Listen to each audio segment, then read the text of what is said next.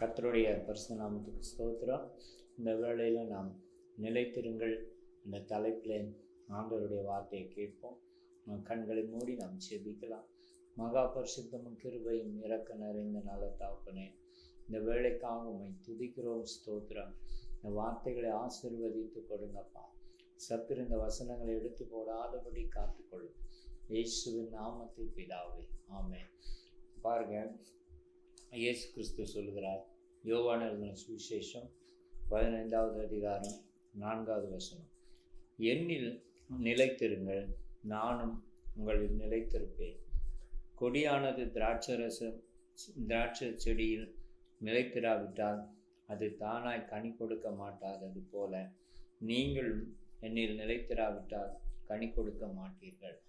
பாருங்கள், ஆண்டவருடைய விருப்பம் என்னன்னா, நம்முடைய வாழ்க்கை ஒரு கனி தருகிற ஒரு வாழ்க்கையாக இருக்க வேண்டும். கனிகள் என்று சொல்லும்போது பார்த்திங்கன்னா, பரிசுத்தம், அன்பு, கீழ்ப்படிதல், ஒரு தாழ்மையான குணம், ரெண்டாவது ஒரு உதாரத்துவமான குணம், இவை போன்றவைகள் நம்முடைய வாழ்க்கையில் இருக்கணும். விட்டு கொடுக்கிறது, கசப்புகள், வைராக்கியம் எதுவும் இல்லாமல் எப்பொழுதும் எல்லாருக்காகவும் நன்மை செய்யக்கூடிய ஒரு இருதயம் ஆண்டவர் நமக்கு கொடுக்கணும். இதுதான் கனி நிறைந்த ஒரு வாழ்க்கை. அதற்கு இயேசு கிறிஸ்து எல்லாம் ஒரு முன்மாதிரியார் நமக்கு காண்பித்து போனார். அவர் சிலுவையிலே தொங்குற நேரத்தில் கூட அவர் காயங்கள் உச்சந்தளர்ந்த உள்ளங்கால் வரைக்கும் பயங்கரமான காயங்கள், வேதனையின் உச்சக்கட்டத்தில் அவர் இருந்தபோது கூட அவர் சொல்கிறார், பிதாவே இவர்களை மன்னியும் என்று சொல்லி. பாருங்கள், அந்த நன்மை செய்யக்கூடிய இருதயம், எல்லாரையும் நேசிக்கக்கூடிய ஒரு இருதயம் அவருக்குள்ளே இருந்தது. கர்த்தருக்கு ஸ்தோத்திரம். ஆகவே தான் ஆண்டவர் சொல்றாரு, ஒரு மகிமையான ஒரு ஆசீர்வாதமான ஒரு வாழ்க்கை உங்களுடைய வாழ்க்கையாய், நம்முடைய வாழ்க்கையாய் அது இருக்க வேண்டும் என்று சொல்லி ஆண்டவர் எதிர்பார்க்கிறார். ஆகவே தான் இந்த வார்த்தையை சொல்றார், எண்ணில் நிலைத்திருங்கள். இப்போ பாருங்க, ஆண்டவருக்குள்ளே நம்ம இருக்கும்போது அவரும் நமக்குள்ளே இருக்கிறார். கர்த்தருக்கு மகிமை உண்டாட்டும். அவர் அதாவது எண்ணில் நிலைத்திருங்கள் என்று சொல்லும்போது, என்னை சார்ந்து கொள்ளுங்க, எல்லா விஷயத்திலையும் என்னை நோக்கி பாருங்க, நான் ஒரு முன்மாதிரியை வைத்திருக்கிறேன். அந்த முன்மாதிரியை பார்த்து அதை சார்ந்து கொள்ளுங்க, என்னை சார்ந்து கொள்ளுங்க. அப்பொழுது உங்களுடைய வாழ்க்கை கனி கொடுக்கிற ஒரு வாழ்க்கையாய் அது இருக்கும். அது நன்மை செய்யக்கூடிய ஒரு இருதயம் உள்ள ஒரு வாழ்க்கையாய் இருக்கும். தேவனுக்கு ஸ்தோத்திரம். இப்படி நம்ம கனி கொடுக்கும்போது அந்த வாழ்க்கை பார்த்திங்கன்னா தேவனால் ஆசீர்வதிக்கப்பட்ட ஒரு வாழ்க்கையாக இருக்கும். ஆகவே தான் ஆண்டவர் சொல்கிறார், என்னில் நிலைத்திருங்க, நானும் உங்களில் நிலைத்திருப்பேன். எப்பொழுதும் எல்லா காரியத்துக்கும் என்னை முன்னிறுத்தி என்னுடைய முகத்தை நோக்கி பாருங்க, என்னை சார்ந்து கொள்ளுங்க, என் முகத்தை தேடுங்க, என் பாதத்தில் விழுந்துருங்க, நான் உங்களுக்கு உதவி செய்வேன், நான் உங்கள் நிலைத்திருப்பேன் என்று சொல்லும்போது எல்லாவற்றிலும் நான் உங்களுக்கு உதவி செய்து உங்களுக்கு வருகிற தீங்குகள், போராட்டங்கள், அவை எல்லாவற்றையும் விலக்கி நான் உங்களை ஆசீர்வதிப்பேன் என்று சொல்லி உங்களுடைய வாழ்க்கையை மேன்மைப்படுத்துவேன். அப்போ அவரோடு கூட நம்ம இணைக்கப்பட்ட ஒரு கிளையாய் நம்ம இருக்கும்போது நம்முடைய வாழ்க்கையில கனிகள் வர ஆரம்பிக்கும். தேவனுக்கு ஸ்தோத்திரம் உண்டாட்டும். இங்கிலீஷில் ஒரு பழமொழி சொல்லுவாங்க, உன் நண்பனை குறித்து சொல், நான் உன்னை குறித்து சொல்கிறேன்வாங்க. அப்போது யாரோடு நமக்கு தொடர்பில் அதிகமாக இருக்கிறோமோ, ஐக்கியமாக இருக்கிறோமோ, அவங்களுடைய இன்ஸ்பிரேஷன் நம்மளுடைய வாழ்க்கையில் வரும். பார்த்திங்கன்னா, எப்படி இருந்தாலும் அதை நம்ம காண்பித்து கொடுக்கும். கர்த்தருக்கு ஸ்தோத்திரம். அப்போ இயேசுவை நம்ம சார்ந்து இருக்கும்போது, இயேசுக்குள்ளே நம்ம நிலைத்து இருக்கும்போது, அவருக்குள்ளே இருக்கிற அந்த கனிகள், அந்த ஆசீர்வாதமான காரியங்கள் எல்லாம் நம்முடைய வாழ்க்கையில் வெளிப்படும் என்று சொல்லி ஆண்டவர் சொல்கிறார். ஒரு நிமிஷம் மாத்திரம் இல்லை, எப்பொழுதுமே அவருக்குள்ளாக நம்ம நிலைத்திருக்க வேண்டும். தேவனுக்கு ஸ்தோத்திரம். அப்படி நிலைத்திருக்கும் போது அவரும் நம்மோடு கூட நிலைத்திருப்பார். பாருங்கள், யோசேப்புடைய வாழ்க்கையில் போராட்டம் இருந்தது. அவன் கர்த்தருக்கு பயந்து தீமை செய்யல, பாவத்தை செய்யாமல் அவன் அதற்கு அநியாயமாய் தண்டிக்கப்பட்டான். வசனம் சொல்லுது, யோசேப்பு சிறைச்சாலையில் இருந்தான், கர்த்தர் அவனோடு கூட இருந்தார்.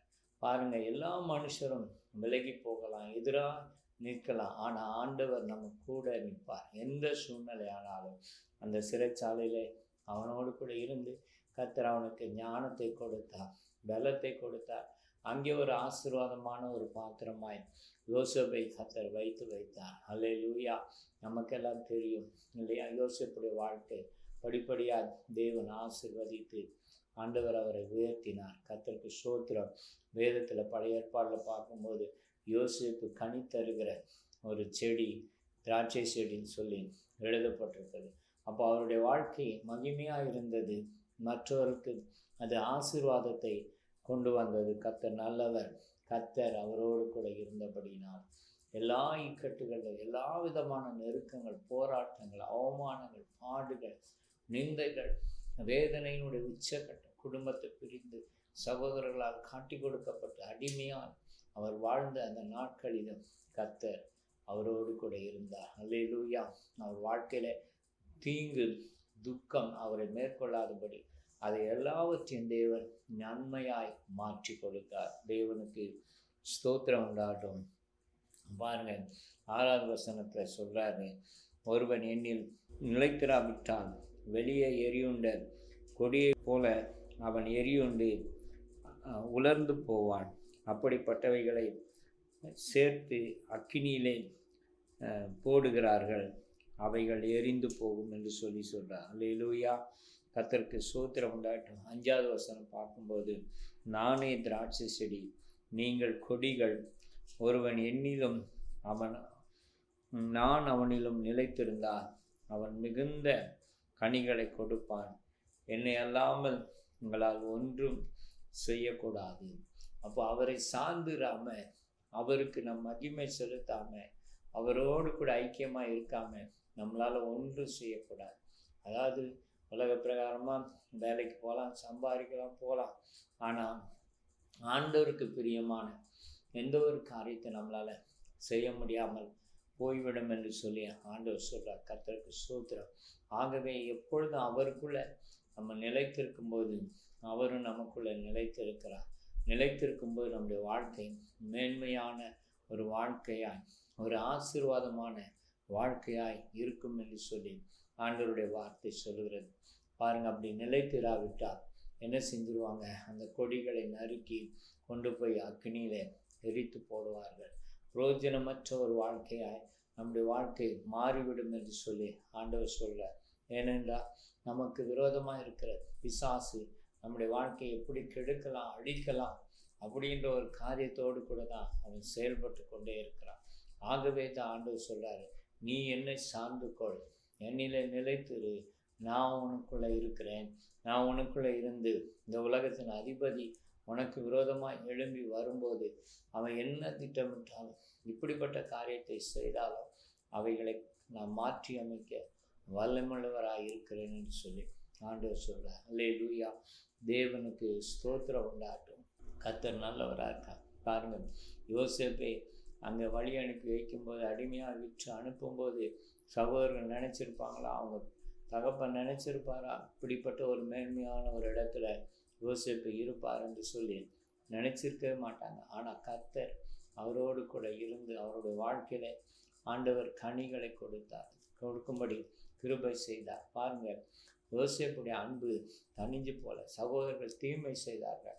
அவர் சொன்னார், தகப்பன் இறந்த பிறகு சகோதரர்கள் எல்லாம் வந்து அவர் காலில் விழுந்து கேட்டுக்கிறாங்க. அப்போ சொல்கிறாரு, நீங்களோ எனக்கு தீமை செய்ய நினைத்தீங்க, கர்த்தரோ எனக்கு அதை நன்மையாய் மாற்றி கொடுத்தார். அல்லேலூயா.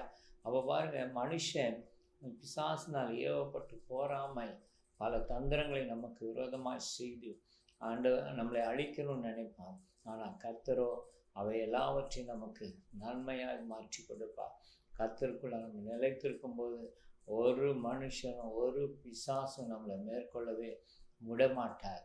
ஆண்டவர் ஜெயத்தை நமக்கு கொடுக்கிறவராயிருக்கிறார். ஆகவே தான் ஆண்டவர் சொன்னார், என்னிலே நிலைத்திருங்க, என்ன காரியம் நடந்தாலும் நான் உங்களுக்கு பலனாக இருக்கிறேன், நான் உங்களுக்கு ஆசீர்வாதமாக இருப்பேன், பாதுகாப்பாக இருப்பேன், நான் உங்களை பலப்படுத்துவேன், அவைகளை மேற்கொள்ள உதவி செய்வேன் என்று சொல்லி ஆண்டவர் சொல்லுகிறார். கர்த்தர் நல்லவர். அப்போ பாருங்க, சாதாரணமான யோசிப்புடைய வாழ்க்கை ஒரு சகாப்தமான ஒரு வாழ்க்கையாய் மாறிற்று. அன்றைக்கு எப்படி இயேசு கிறிஸ்து உலக இரட்சகராய் வந்தாரோ அந்த நிழலாற்றமாய் அன்றைக்கு உலகத்தில் இருந்த மக்களை ரட்சிக்கும்படி ஒரு இரட்சகனாக அவன் ஏற்படுத்தப்பட்டான். தேவனுக்கு ஸ்தோத்திரம். அவனுடைய வாழ்க்கையில கனிகள் இருந்ததுனால, செழிப்பான காரியங்கள் வெளிப்பட்டதுனால அவன் ஆசீர்வாதமாய் இருந்தான். அவன் மூலமாய் எல்லாருடைய ஜீவனம் காப்பாற்றப்பட்டது அந்த நாட்களிலே. கர்த்தருக்கு ஸ்தோத்திரம். இந்த நாளிலும் இயேசுக்குள்ளே நம்ம நிலைத்திருக்கும் போது நாமும் ஒரு ஆசீர்வாதமான ஒரு பாத்திரமாக இருப்போம். நம் மூலமாய் மற்றவர்களுடைய ஜீவன் பாதுகாக்கப்படும், அவர்களும் ரட்சிக்கப்படுவாங்க. ஆண்டவர் நமக்கு உதவி செய்வார். பாருங்க, 7வது வசனம் அதே அதிகாரத்திலே, நீங்கள் என்னிலும் என் வார்த்தைகள் உங்களிலும் நிலைத்திருந்தால் நீங்கள் கேட்டுக்கொள்வது எதுவோ அது உங்களுக்கு செய்யப்படும். ஆண்டவருக்குள்ளே நம்ம நிலைத்திருக்கும் போது அவருடைய வார்த்தையை நம்ம உள்வாங்க வேண்டியது அவசியம். சிலர்லாம் பார்த்தீங்கன்னா அதிகமாக செபிப்பாங்க, நல்ல விஷயம்தான், தவறு இல்லை. ஆனால் வேத வசனத்தை அதிகமாய் கனப்படுத்தி வாசிக்க மாட்டாங்க, நேரம் எடுக்க மாட்டாங்க. கர்த்தருக்கு ஸ்தோத்திரம். இந்த வார்த்தைகளை நம்ம வாசிக்க தான் அதிகமாய் தேவனுடைய சத்தியம் நமக்குள்ளே வரும். சத்தியம் வர வரதான் அந்த சத்தியம் நம்மளை பரிசுத்தமாக்கும். அந்த சத்தியம் நம்மை கனி கொடுக்கிற மக்களாய் நம்மை மாற்றும். உதாரணமாய் கோபம் இருக்குதுன்னு வச்சுக்கோங்களேன், அந்த கோபத்தை அந்த சத்தியம் மாற்றி அமைக்கும். பொறுமையாயிரு, தாழ்மையாயிரு, விட்டுக்கொடு, சகித்துக்கோ அப்படின்னு சொல்லி அந்த சத்தியம் நம்மை நடத்தும் போது பார்த்தீங்கன்னா, நம்ம எதெல்லாம் விட்டு கொடுத்தோமோ, எந்த இடத்துலலாம் பொறுமையாக இருந்தோமோ, அதற்கான ஆசீர்வாதத்தை தேவனுடைய கரத்திலிருந்து நம்ம அதிகமாக பெற்றுக்கொள்ளும்படியாய் இந்த வசனம் நம்மை வழி நடத்தும். அல்லேலூயா. கர்த்தருக்கு மகிமை உண்டாகட்டும். தேவன் நல்லவராக இருக்கிறார். ஆகவே தான் ஆண்டவர் சொல்றார், நீங்கள் என்னிலும் என் வார்த்தைகள் உங்களிலும். ஒவ்வொரு நாளும் அந்த வசனத்தின்படி வாழ்வதற்கு நம்மை அர்ப்பணிக்கும் போது, வசனத்தை தியானித்து கை கொள்ளும் போது ஆண்டவர் என்ன செய்கிறாரு, நீங்கள் கேட்டுக்கொள்வது எதுவோ அது உங்களுக்கு கொடுக்கப்படும். அல்லேலூயா. பாருங்க, இயேசு கிறிஸ்து லாசரு மரித்த போது அவனுடைய கல்லறையில் போய் நிற்கிறார். நின்று 4 நாள் ஆயிற்று. பிதாவை நோக்கி ஜெபிக்கிறார். ஜெபிச்சுட்டு என்ன சொல்றாரு, பிதாவே நீர் எப்பொழுது எனக்கு செவி கொடுக்கிறீர். பாருங்க, ஏன் பிதா குமாரனுக்கு செவி கொடுக்கணும்? எப்பொழுது அவர் கீழ்ப்படிந்திருந்தவராயிருந்தார், எப்பொழுது அவருடைய வார்த்தைகளை கை கொண்டு அதன்படி அவர் பேசினார், செய்தார். கர்த்தர் நல்லவராக இருக்கிறார். ஆகவே தான் பிதா என்ன செய்தார், குமாரன் என்ன கேட்டாலும் அதை கிராண்ட் பண்ணார், அதை கொடுத்தார். தேவனுக்கு மகிமை உண்டார். நம்முடைய வாழ்க்கையிலும் நம்முடைய ஜெபத்துக்கு தடை வராதபடி, நம்முடைய ஜெபத்துக்கு ஆண்டவர் பதில் கொடுக்கும்படியா, அதன் மூலமாய் மற்றவர்கள் ஆசீர்வதிக்கப்பட ஆண்டவர் நமக்கு கிருபை பாராட்டுவார். அல்லேலூயா. ஆகவே நம்முடைய வாழ்க்கையில அவருடைய வார்த்தைகளுக்கு முக்கியத்துவம் கொடுப்போம். அதிகமாய் வாசித்து அந்த வார்த்தைகளின்படியெல்லாம் நடக்கும்போது நம்முடைய வாழ்க்கையில் கனிகள் பெருக ஆரம்பிக்கும். அந்த கனிகள் மூலமாக நம்முடைய வாழ்க்கை ஆசீர்வாதமாக இருக்கும். மற்றவர்களுக்கு அந்த ஆசீர்வாதத்தை கொண்டு வரும். தேவனுடைய நாமம் மகிமைப்படும். அல்லேலூயா. கர்த்தர் நல்லவராக இருக்கிறார். பாருங்க, நீங்கள் மிகுந்த கனிகளை கொடுப்பதினால் என் பிதா மகிமைப்படுவார், எனக்கும் சீஷராக இருப்பீர்கள் சொல்லி 8வது வசனத்தில் சொல்றார். மிகுந்த கனிகளை கொடுக்கும்போது நம்ம வாழ்க்கையில் அதிகமான காரியங்களை நம்ம செய்யும்போது, நன்மையான காரியங்களை செய்யும்போது, பரிசுத்தத்திலே வளரும்போது, அன்பிலே வளரும்போது, தாழ்மையிலே வளரும்போது, கீழ்ப்படியிலே வளரும்போது ஆண்டவருக்கு நம்ம என்ன செய்கிறோம், கனி கொடுக்கிறோம். ஆண்டவருக்கு முன்பாக அந்த கனிகளினாலே பிதா மகிமை அடைவார். அல்லேலூயா. தேவனுக்கு ஸ்தோத்திரம். பாருங்க, நம்முடைய வாழ்க்கையில குறிக்கோள் எதுவாக இருக்கணும்னா, கர்த்தர் மகிமை அடைய வேண்டும். நம்மை உருவாக்கின சர்வ வல்லமுள்ள தேவன் தாயின் கருவில் இருந்து நம்மை பிரித்தெடுத்து தம்முடைய சுய ரத்தத்தினால் நம்மை மீட்டு கொண்ட பரிசுத்தமாக்கின அந்த தேவனுக்காக நம்முடைய வாழ்க்கை இருக்க வேண்டும். அல்லேலூயா. கர்த்தர் மகிமைப்பட வேண்டும். அப்போது பரிசுத்தம் இருக்கும்போது, அன்பு இருக்கும்போது, கீழ்ப்படிதல் இருக்கும்போது தேவன் மகிமை அடைவார். ஒரு தடவை சகோதரன் டிஜே ஐயா அவர்கள் தங்களை குறித்து ஒரு சாட்சி சொன்னாங்க. அவங்க பேங்க்கில் வேலை செஞ்சிட்டு இருந்தாங்க. அந்த வேலை செஞ்சிட்டு இருக்கும்போது அவங்களோடு கூட வேலை செய்த இன்னொரு சகோதரி என்று நினைக்கிறேன், அவங்க டவுட் கேட்டுகிட்டே இருந்தாங்களாம். அப்போ இவர் சொல்லிக்கிட்டே இருந்தாராம். அப்போ அவங்களுக்கு புரியாமல் ஒரே காரியத்தை குறித்து திரும்ப திரும்ப கேட்கும்போது ஒரு பீரியட் வந்த உடனே, ஒரு நேரம் வந்த உடனே அவர் சற்று கோபப்பட்டுட்டார். என்னம்மா உனக்கு எத்தனை தடவை நான் சொல்கிறது, நீ புரிஞ்சிக்க மாட்டேங்கிற, எத்தனை தடவை திரும்ப திரும்ப அதே காரியத்தை கேட்ப அப்படின்னு சொல்லி அவருக்கு சொல்லும்போது கொஞ்சம் கோபத்தோட அந்த அம்மா சொன்னாங்களாம், நீங்கள் பிரதர் நீங்கள் கோச்சிக்க மாட்டீங்கன்னா, நான் திரும்ப திரும்ப எனக்கு புரியல, அதனால தான் நான் இந்த காரியத்தை உங்களிடத்துல கேட்டேன், ஆனால் நீங்கள் கோபப்படுறீங்களே அப்படின்னு சொல்லி அவங்க வருத்தப்பட்டாங்க. அப்போது அவருக்குள்ள ஒரு மனசு தொட்டு ஆண்டவர் சமூகத்தில் போய் 3 நாள் உபவாசம் பண்ணி ஜெபம் பண்ணினார். ஆண்டவர் இந்த கோபம் என்னை விட்டு போகணும் சொல்லி. பாருங்கள் எவ்வளோ பிரயாசம் பாருங்கள். கர்த்தருக்கு ஸ்தோத்திரம். நம்மளும் அந்த மாதிரி தேவனுடைய வார்த்தைகளுக்கு கீழ்ப்படிய மற்றவர்களுக்கு ஒரு விளக்காய் ஆசீர்வாதமாய் இருக்க ஒப்பு கொடுக்கும்போது ஆவியானவர் நமக்குள்ளே இருந்து மிகுந்த கனிகளை கொடுக்க உதவி செய்வார். அல்லேலூயா, கர்த்தருக்கு ஸ்தோத்திரம்.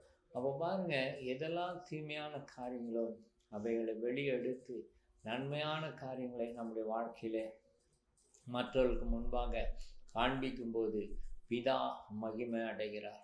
நம்ம எதற்காக அவர் ரட்சித்தாரோ, எதற்காக பரிசுத்தப்படுத்தி உலகத்தில் ஆண்டவர் சொன்னார், இயேசு நீங்கள் உலகத்துக்கு உப்பாக இருக்கிறீங்க, வெளிச்சமாக இருக்கிறீங்க. அப்போ பாருங்கள், அந்த பர்பஸ் நம்முடைய வாழ்க்கையில் நிறைவேற வேண்டும். அவருக்குள்ளே நிலைத்திருந்தால் தான் நம்ம என்ன செய்ய முடியும், அவருடைய கற்பனைகளை கை கொள்ள முடியும். அவருடைய வார்த்தைகளினால் பரிசுத்தமாக்கும் போது, அன்பிலே பெருகும்போது, நிறைய கனிகளை நம்முடைய வாழ்க்கையில் கொடுக்கும்போது பிதா மகிமை அடைவார். அல்லேலூயா. சின்ன சின்ன காரியத்துக்கெல்லாம் கசப்பு, வைராக்கியம், கோபம், சண்டை வச்சிருக்கும்போது ஆண்டவருடைய நாமம் ஒரு நாளும் மகிமைப்படாது. மாறாக நம்ம பார்த்து இவங்கெல்லாம் கிறிஸ்தவங்களா அப்படின்னு சொல்லி மற்றவங்க வருத்தப்படுவாங்க. அப்படி இல்லை, நம்முடைய வாழ்க்கை இவங்களுக்குள்ளே உண்மையாகவே இயேசு இருக்கிறார், இவங்க தான் கிறிஸ்தவங்க, வித்தியாசமாக இருக்கிறாங்க அப்படின்னு சொல்லி கர்த்தரை மகிமைப்படுத்துவாங்க. பாருங்கள், நமக்கெல்லாம் தெரியும், ஸ்டெயின்ஸ் அவர்களையும் அவங்க 2 பிள்ளைகளும் ஒடிசாவில் தீக்கிரையாக்கி கொன்று போட்டாங்க. அந்த அவருடைய மனைவியிடத்தில் கேட்கும்போது அந்த அம்மா சொன்னாங்க, நான் மனப்பூர்வமாய் இந்த தவறை செய்தவர்களை மன்னிக்கிறேன்னு சொல்லும்போது பாருங்கள், அதுதான் கனிகள். அன்னைக்கு இந்தியாவே ஆச்சரியப்படும்படியாய் ஆண்டவர் கிருபை செய்தார். அல்லேலூயா. அதை தான் குறித்து ஆண்டவர் சொல்கிறார். மத்தேயு எழுதின சுவிசேஷம் 5வது அதிகாரம் 16வது வசனம், இவ்விதமாய் மனுஷர் உங்கள் நற்கிரியைகளை கண்டு பரலோகத்தில் இருக்கிற உங்கள் பிதாவை மகிமைப்படுத்தும்படி உங்கள் வெளிச்சம் அவர்கள் முன்பாக பிரகாசிக்க கடவுளே. நம்முடைய வாழ்க்கையில் நோக்கம் ஒன்று இருக்குமானால், நம்மை சந்தித்து ரட்சித்த பிதாவாகிய தேவன் மகிமைப்படும். அப்போ நம்முடைய மனுஷர்கள் நற்கிரியைகளை கண்டு பிதாவை மகிமைப்படுத்தணும். ஆமென், அல்லேலூயா. உண்மையாகவே இவர்கள் தேவனுடைய பிள்ளைகள், தேவனுடைய சிந்தை இவர்களுக்குள்ளே இருக்குது, தேவனுடைய அன்பு இருக்குது, தேவனுக்குள்ளே இருக்கிற அந்த பரிசுத்தம் இருக்குது, உண்மை இருக்குது, கீழ்ப்படிதல் இருக்குது. இவங்க வித்தியாசமான ஒரு வாழ்க்கை வாழ்கிறாங்க. இவங்களுடைய பேச்சு, நடவடிக்கை எல்லாமே வித்தியாசமாக இருக்குது. யார் தீமை செய்தாலும் அவர்களுக்கு நன்மை செய்கிறாங்க. யார் எதிர்த்து நின்னாலும் விட்டு கொடுத்துட்டு போகிறாங்க. பிடிவாதம் பிடிக்கிறது இல்லை, போராடுகிறது இல்லை, வாக்குவாதம் பண்ணுகிறது இல்லை, முறுமுறுக்கிறது இல்லை.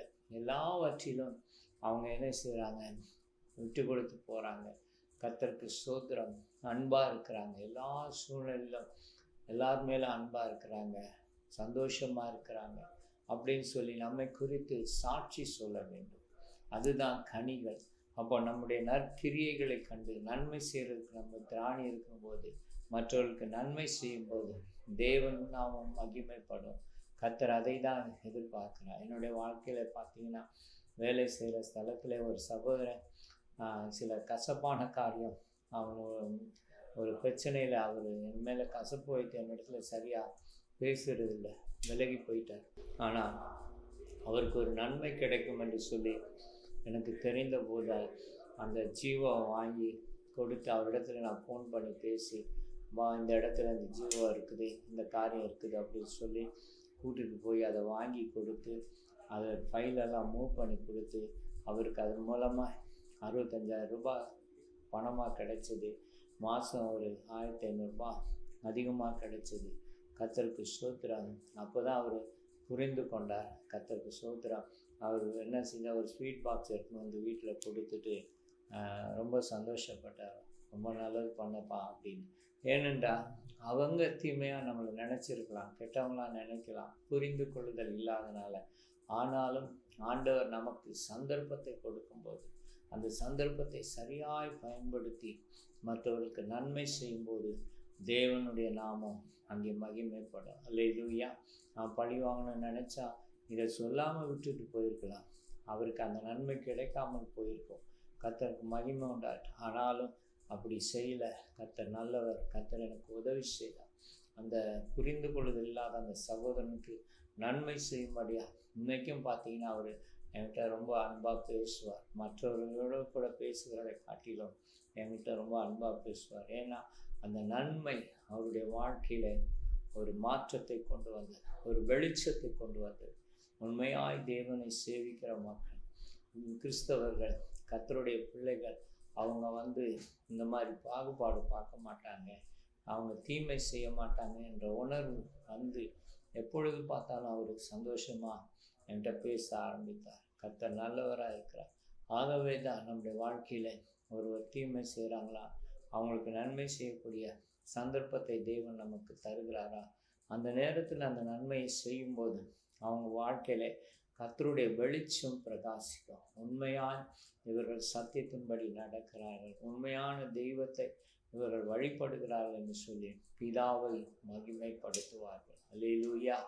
நம்ம அதை விட்டுட்டு கசப்பும் வைராக்கியமும் சின்ன சின்ன விஷயங்களை விட்டு கொடுக்காம பிடிவாதம் பண்ணி சண்டை போட்டோம்னா நமக்கு அவங்களுக்கு என்ன இல்லை, ஒரு வித்தியாசமும் இல்லை. அல்லேலூயா. தேவனுக்கு மகிமை உண்டாட்டும். கர்த்தர் நல்லவராக இருக்கிறார். ஹல்லேலூயா. மை ஸ்தோத்திரிக்கிற ஆண்டவர். ஆண்டவர் சொன்னார், என் அன்பிலே நிலைத்திருங்கள் என்று சொல்லி 10வது வசனத்தில் சொல்கிறார். நான் பிதாவின் கற்பனைகளை கைக்கொண்டு அவருடைய அன்பிலே நிலைத்திருக்கிறது போல நீங்களும் என் கற்பனைகளை கைக்கொண்டு என்னுடைய அன்பிலே நிலைத்திருங்கள். நான் எவ்வளவாய் உங்களை நேசிக்கிறேன் என்பதை அந்த கற்பனைகளை கை கொள்ளும்போது தான் தெரியும். தேவனுக்கு ஸ்தோத்திரம் உண்டாட்டும். ஆண்டவர் ஒரு நாளும் நம்மை கைவிட மாட்டார். ஒரு ஊழியக்காரர் ஒரு தரிசனம் பார்த்தார். அவர் 4 கால்கள் 2 பேர் நடந்து போகிற மாதிரி இருந்துச்சு. ஒரு இடத்துல போன உடனே 2 பாதங்கள் மாத்திரம் இருந்துச்சு.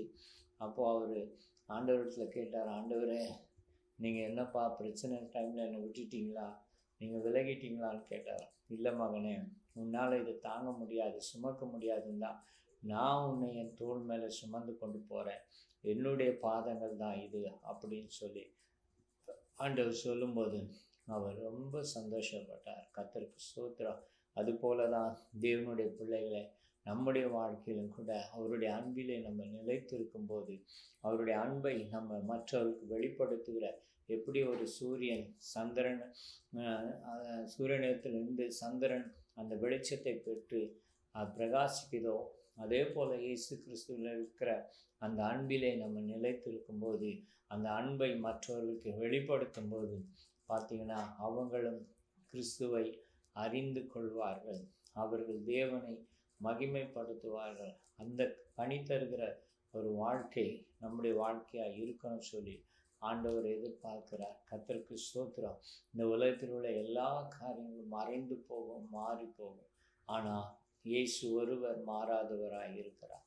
இயேசு ஒருவர் மாத்திரமே நம்மோடு கூட எல்லா சூழ்நிலையிலும் எப்படிப்பட்ட காரியமானாலும் நமக்கு உதவி செய்ய அவர் வல்லவராக இருக்கிறார்.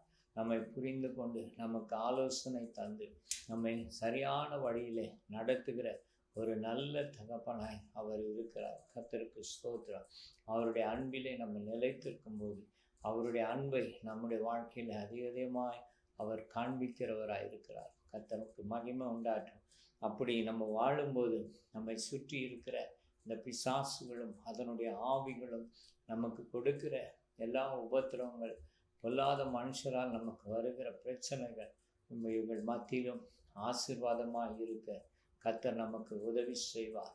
அந்த பிரச்சனைகள் போராட்டங்களை எல்லாம் மேற்கொள்ள கர்த்தர் நமக்கு உதவி செய்வார். அல்லேலூயா. ஏனென்றால் எல்லா காரியத்திலும் நாம் அவரை சார்ந்திருக்கிறோம். அவரும் நம்மை என்ன செய்திருக்கிறார்? நமக்கு சாதகமாய் இருக்கிறார். கர்த்தருக்கு மகிமை உண்டாட்டும். அவர் நமக்கு சாதகமாக இருக்கும்போது வசனம் சொல்லும்போது இவ்வாறு சொல்லு, கர்த்தர் என் பட்சத்தில் இருக்கும்போது எனக்கு விரோதமாய் இருப்பவன் யார்? ஒருத்தராலையும் நம்ம ஒன்றுமே செய்ய முடியாது. சில பிரச்சனைகளை நம்ம வாழ்க்கையில் கொண்டு வரலாம் ஆண்டவர் அனுமதியோடு கூட. ஆனாலும் முடிவிலே ஜெயம் யாருக்குன்னா அவரை சார்ந்திருக்கிறவர்களுக்கு ஜெயம் நிச்சயமாக இருக்கிறது. கர்த்தருக்கு மகிமை உண்டாட்டும். ஆகவே இந்த பூமியிலே கனி தருகிற வாழ்க்கை, பரிசுத்தத்திலே வளருகிற ஒரு வாழ்க்கை, அன்பிலே வளருகிற ஒரு வாழ்க்கை, கீழ்ப்படிவிலே வளருகிற ஒரு வாழ்க்கை, விட்டு கொடுக்கிறதுலே வளருகிறதுல ஒரு வாழ்க்கை, தாழ்மையாக இருக்கிறதுல வளரும் கனிகள் மிகுதியாக நம்முடைய வாழ்க்கையில் இருக்கணும். நம்ம முன்னாடி தாழ்த்தினதை விட இன்னும் அதிகமாய் நம்மை தாழ்த்தணும். முன்னாடி மற்றவர்களை அன்பு காட்டினதை விட இன்னும் அதிகமாய் நம்ம அன்பு காட்டணும். அப்படி அன்பு காட்டுறோன்னா அவங்களுக்காக போராடி நம்ம ஜெபம் பண்ணுவோம், உபவாசம் பண்ணி ஜெபம் பண்ணுவோம், அவங்களுக்கு சுவிசேஷத்தை நம்ம கொண்டு போவோம், எப்படியாகிலும் அவர்கள் ரட்சிக்கப்படணும்னு சொல்லி நம்ம பிரயாசப்படுவோம். கர்த்தருக்கு ஸ்தோத்திரம். அவர்களால் நமக்கு என்ன பிரச்சனைகள் வந்தால் ஆண்டவர் அவை எல்லாவற்றையும் தாங்கி கொள்ள தேவன் நமக்கு உதவி செய்வார். அல்லேலூயா. ஆகவே நமக்கு விரோதமாக இருக்கிற எல்லா காரியங்களும் இயேசு நமக்கு சாதகமாக இருக்க வேண்டும் என்றால் நாம் அவரை சார்ந்தே இருக்க வேண்டும். ஒவ்வொரு விஷயத்திலும் அவரை நம்ம சார்ந்திருக்கும்போது ஆண்டவர் நம்மை என்ன செய்வார்? எல்லா காரியங்களிலும் நமக்கு உதவி செய்வார். சில நேரங்களில் பார்த்தீங்கன்னா நம்ம அவரை சார்ந்திடாமல் நம்முடைய மன விருப்பத்தின்படி சில காரியங்களை செய்து தவறு செய்யும்போது தான், நம்ம விழும்போது தான் நம்முடைய வாழ்க்கையில் கண்ணீர் வருது. ஆனாலும் ஆண்டவர் என்ன செய்கிறார்? நமக்கு அதை உணர்த்து வைக்கிறார். நம்முடைய தவறை உணர்ந்து, ஆண்டவரே நான் இந்த காரியத்தை செஞ்சிட்டேன்ப்பா அப்படின்னு சொல்லி இதுலேருந்து எனக்கு விடுதலை வேணும்னு சொல்லும்போது கர்த்தர் திரும்பவும் நம்மை நிலைநிறுத்த அவர் வல்லமை உண்மை உள்ளவருமாய் இருக்கிறார். அல்லேலூயா. கர்த்தருக்கு ஸ்தோத்திரம். தாவீதுடைய வாழ்க்கையில் அவர் மன விருப்பத்தின்படி தவறு செய்தார். ஆனாலும் ஆண்டவரிடத்தில் ஒப்பு கொடுத்து மனம் திரும்பின போது மீண்டுமாய் கர்த்தர் அவரை நிலைநிறுத்தினார். தேவனுக்கு ஸ்தோத்திரம் உண்டாட்டும். ஆகவே தான் நம்ம எப்பொழுதும் அவரை சார்ந்திருக்கும் போது நாம் தவறு செய்ய மாட்டோம், மற்றவர்களுடைய காரியங்களை இச்சிக்க மாட்டோம், பொறாமை நமக்குள்ள வராது, மற்றொரு மேல் கசப்புகள் வராது, பகைகள் வராது. எல்லாவற்றையும் உதறி போட்டுட்டு நம் பாட்டு நம்முடைய காரியங்களை செய்து கொண்டே இருப்போம். நமக்கு விரோதமாக அநியாயமாக பழி சொல்லுவாங்க, அவதூறாக பேசுவாங்க, கெட்ட வார்த்தைகளை திட்டுவாங்க. எல்லாவற்றுக்காக ஸ்தோத்திர ஆண்டவரே. ஏனென்றா இயேசு அந்த வழியில் கடந்து போனதுனால நம்மை அந்த வழியில் நடத்தும்போது அவர் நம்மோடு கூட இருந்து நமக்கு உதவி செய்வார். சோர்ந்து போகாத மகன், சோர்ந்து போகாத மகன், இப்படி தான் வேதனைப்படுத்துவாங்க, நொறுக்குவாங்க, நீ பயப்படாத, நான் உனக்கு உதவி செய்வேன், நான் உன்னை மேன்மைப்படுத்துவேன். நீ அவங்கள பார்த்து சோர்ந்து போயிடாத, அவங்கள பார்த்து ஊழியத்தை நிறுத்திடாத, ஜெபத்தை நிறுத்திடாத, நீ செய்கிற நன்மையை நிறுத்திடாத என்று சொல்லி ஆண்டவர் நமக்கு சொல்லி கொடுப்பார். கர்த்தருக்கு ஸ்தோத்திரம். துணிகரமான பாவத்தை நம்ம செய்யாதபடி ஆண்டவர் நமக்கு உதவி செய்வார், பலன் கொடுப்பார். இந்த உலகத்தில் அநேக மக்கள் துணிகரமான பாவங்களை செய்து அவங்களுடைய வாழ்க்கையில் வேதனையை தேடிக்கொள்கிறாங்க. ஆனால் ஆண்டவர் அப்படிப்பட்ட பாவத்தை நம்முடைய வாழ்க்கையில் வராதபடி விலக்கி காத்து கொள்வார். ஏன்னா அவர் பரிசுத்தராக இருக்கிறதுனால, நாம் அவருக்குள்ளே இருக்கிறதுனால எந்த ஒரு இச்சைகளோ எந்த ஒரு பாவமோ நமக்குள்ளாய் வராதபடி ஆண்டவர் நமக்கு உதவி செய்வார். அல்லேலூயா. தேவனுக்கு மகிமை உண்டாட்டும். பழமொழி ஒன்று சொல்லுவாங்க, கனி கொடுக்குற மரத்துக்கு தான் கல்லடி. அந்த மாதிரி வரும், நெருக்கங்கள் வரும், பிரச்சனைகள் வரும், தேவைகள் வரும். ஆனாலும் கர்த்தரை நம்ம சார்ந்திருக்கும் போது ஆண்டவர் நமக்கு உதவி செய்வார். எப்படி ஆகிலும் நம்ம வாழ்க்கையில் அந்த தேவைகளை கர்த்தர் நிச்சயமாய் சந்திப்பார். நம்முடைய குறைகளை நிறைவாக்குவார். நம்முடைய பலவீனத்தை எல்லாம் நீக்கி போட்டு, வியாதியெல்லாம் நீக்கி போட்டு ஆண்டவர் சுகம் கொடுப்பார். அவர் பாருங்கள், ஐ எம் ஏ டாக்டர்னு சொல்லலை, ஐ எம் ஏ ஹீலர்னு சொல்கிறார். அதாவது பார்த்தீங்கன்னா டாக்டர் மெடிசன் தான் ப்ரிஸ்கிரைப் பண்ண முடியும், கொடுக்க முடியும், ஆனால் அவங்களால குணமாக்க முடியாது. ஆனால் இயேசு நம்மை குணமாக்குறவராக இருக்கிறார். அல்லேலூயா. சரீரத்தை மாத்திர நம்முடைய ஆத்மாவையும் குணமாக்கக்கூடியவராக இருக்கிறார். மகனே, நீ செய்கிற உன்னுடைய சின்ன தவறு, நீ போகிற வழி தவறு, நீ பேசுகிற காரியம் தவறு, இப்படி திரும்புன்னு சொல்லி நம்மளை சரியான வழியில் நடத்தி கொண்டு போகிற ஒரு நல்ல ஒரு மேய்ப்பனாக அவர் நம்மோடு கூட இருக்கிறார். கர்த்தருக்கு ஸ்தோத்திரம். அவருடைய அன்பிலே நிலைத்திருக்கும் போது அவரை போல நம்மை மாற்றி அவருக்குள்ளாக நம்மை நிலைத்திருக்க வைத்து ஆண்டவர் எல்லா விதமான நன்மைகளை நாம் பெற்றுக்கொள்ளும்படி கர்த்தர் கிருபை பாராட்டுவார். கர்த்தருக்கு மகிமை உண்டாட்டும். நாம் ஜெபிக்கலாம். மகா பரிசுத்தமுள்ள நல்ல தகப்பனே, ஆண்டவரே, நீர் சொன்னீர் உண்மையிலே நிலைத்திருங்கள் சொன்னீர். அப்பா, நீர் மகா பரிசுத்தமுள்ள தேவகுமார். நாங்கள் எம்மாத்திரம் ஆண்டவர், ஆனாலும் நீர் எங்களில் நிலைத்திருப்பேன் என்று சொல்லி வாக்கு பண்ணுகிறீர். அப்பா, உமக்கு கோடி ஸ்தோத்திரம். நீர் எங்களோடு இருக்கும்போது ஆண்டவரே, எங்களுக்கு தீமை செய்கிறதுக்கு யாரால முடியும் ஆண்டவரே. அப்படியே சில காரியங்களை செய்தால் நன்மையாய் மாற்றுகிறவர். அப்பா ஆண்டவரே, நாங்கள் உங்களுடைய வார்த்தையில நிலைத்திருந்து எங்கள் ஜெபங்களுக்கெல்லாம் பதிலை பெற்றுக்கொள்ள உதவி செய். மிகுந்த கனிகளை கொடுத்து உமக்கு சாட்சியாய் வாழ்ந்து எங்கள் மூலமாய் உம்முடைய நாம மகிமைப்பட கிருபை தர வேண்டுமாய் நாங்கள் செபிக்கிறோம். தகப்பனே, உம்மை நாங்கள் ஸ்தோத்திரிக்கிறோம். இன்னும் மிகுந்த கனிகளை கொடுக்க நீர் எங்களை சுத்திகரிக்கும்படி நாங்கள் செபிக்கிறோம். அப்பா ஆண்டவரே, பொருளாதார காரியங்களை ஆசீர்வதிங்கப்பா. கடன்பட்ட மக்களுக்கு கர்த்தர் உதவி செய்து அந்த கடன் எல்லாம் கர்த்தர் அடைக்க நீர் உதவி செய்யும்படியா நாங்கள் செபிக்கிறோம். ஆண்டவரே, எல்லா சோர்வுகள் பயங்களை நீக்கி போடுங்க ஆண்டவரே. தற்கொலை சிந்தனைகளை மாற்றி போடுங்கப்பா. எல்லா தவிப்பை மாற்றி போடுங்க ஆண்டவரே. சஞ்சலத்தை மாற்றி போடுங்க ஆண்டவரே. நீர் அற்புத அடையாளங்களை கர்த்தர் செய்து ஒவ்வொருவரையும் ஒவ்வொரு குடும்பங்களையும் நீர் ஆசீர்வதிக்கும்படியா அவர் மிகுந்த கனிகளை கொடுத்து உம்மை மகிமைப்படுத்த நீர் உதவி செய்யறாச்சா. எல்லா துதியும் கனமும் மகிமையும் நாங்கள் உமக்கே செலுத்துகிறோம். மீட்பர் இயேசு கிறிஸ்து நாமத்தின் பிதாவே, ஆமென்.